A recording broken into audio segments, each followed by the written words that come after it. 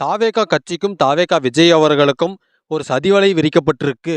பரப்புரையில் ஏற்பட்டது விபத்தோ இல்ல, அதுக்கு காரணம் செந்தில் பாலாஜி அவர்களோ இல்ல தமிழ்நாடு அரசோ திமுகவோ யார் காரணமோ, அது விசாரணை முடிஞ்சு தெரியும் போது யார் தவறு செஞ்சாங்க அப்படிங்கிறது தெளிவா தெரியும். அப்பொழுது தாவேகா கட்சியும் விஜய் அவர்களும் நிமிர்ந்து நிக்கலாம், நாங்கள் எந்த தவறும் செய்யவில்லை அப்படின்னு. ஒரு 7 மணி நேரம் லேட்டா வந்தது கண்டிப்பா தவறு தான், அதை தார்மீகமா அவர் ஏத்துக்கிட்டு தான் ஆகணும். தாவேகா கட்சிக்கு விரிக்கப்பட்டிருக்கிற சதிவலை அப்படிங்கிறது இந்த இக்கட்டான சூழ்நிலையில் உதவி செய்யறேன் அப்படின்னு வர ஒரு சில கட்சிகள் கூட்டணியில சேர்றதுக்கோ இல்ல கூட்டணியில சேர்றதுக்கு ஒரு சில நிபந்தனைகள் விதித்தோ சேர்ந்தால் அது வரப்போற 2026 எலெக்ஷன்ல தாவேகா கட்சிக்கு மட்டும் இல்ல, தொண்டர்களுக்கும் தமிழ்நாட்டு மக்களுக்குமே மிகப்பெரிய பாதிப்பா இருக்கும். தமிழ்நாட்டு மக்களுக்கு தேவை ஒரு மாற்று ஆட்சி. அப்படி ஒரு மாற்று ஆட்சி எதிர்பார்க்குறாங்க அப்படின்னா அது கண்டிப்பா தாவேகானால மட்டும்தான் கொடுக்க முடியும். தாவேகா கூட்டணி அப்படிங்கிறதுல எந்த ஒரு நேஷனல் பார்ட்டியுமே இருக்கக்கூடாது.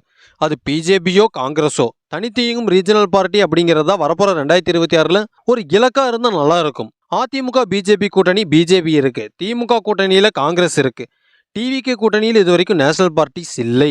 வரப்போற 2026 எலெக்ஷன்ல டிவிகேக்கு கண்டிப்பா அமோக வரவேற்பு இருக்கும் அப்படிங்கிறதுல எந்த ஒரு சந்தேகமும் இல்லை. இந்த கரூர் துயரம் அப்படிங்கிறது எதிர்பாராத விபத்து.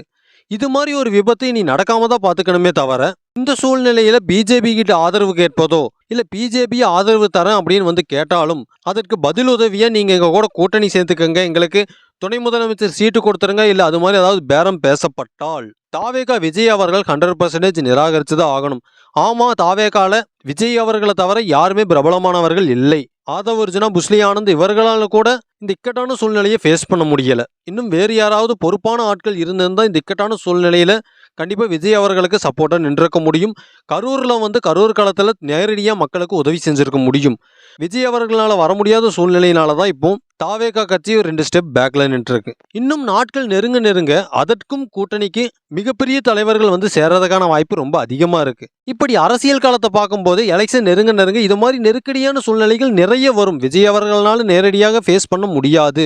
கூட்டணிக்கு பிஜேபி வேண்டாம், காங்கிரஸ் வேண்டாம் அப்படின்னு தான் எதிர்பார்க்கதே தவிர தமிழ்நாடு மற்ற கட்சிகளோ இல்ல மற்ற தலைவர்களோ வந்தால் சந்தோஷம்தான். டிவிகே கூட்டணி இன்னும் வலுவா இருக்கும். பாமக, தேமுதிக அது மட்டும் இல்லாம இன்னும் நிறைய கட்சிகள் இருக்கு.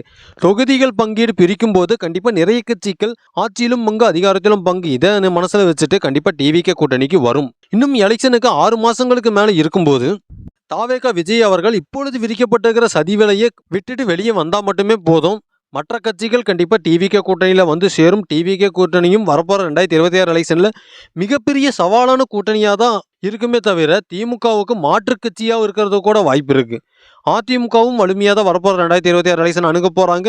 திமுகவும் வலிமையா தான் இருக்கும். வரப்போற 2026 எலெக்ஷன் அப்படிங்கிறது DMK versus TVK versus AIADMK versus கண்டிப்பா என்டிகே கட்சியும் ஒரு இம்பாக்ட் பண்ணும். ஆல்ரெடி நம்ம வீடியோக்கள் சொன்ன மாதிரி ஜெயிக்கிறவங்களோட ஓட் பேங்க்கும் தோக்கிறவங்களோட ஓட் பேங்க் அப்படிங்கிற பர்சன்டேஜ் வித்தியாசம் ரொம்ப குறைவா தான் இருக்குமே தவிர மிகப்பெரிய மார்ஜின்ல ஜெயிக்க போறாங்க அப்படின்னு சொல்றதுக்கு யாருமே இருக்க போறதில்ல. ஜெயிக்கிறது டிவிகேவோ டிஎம்கேவோ ஏடிஎம்கேவோ.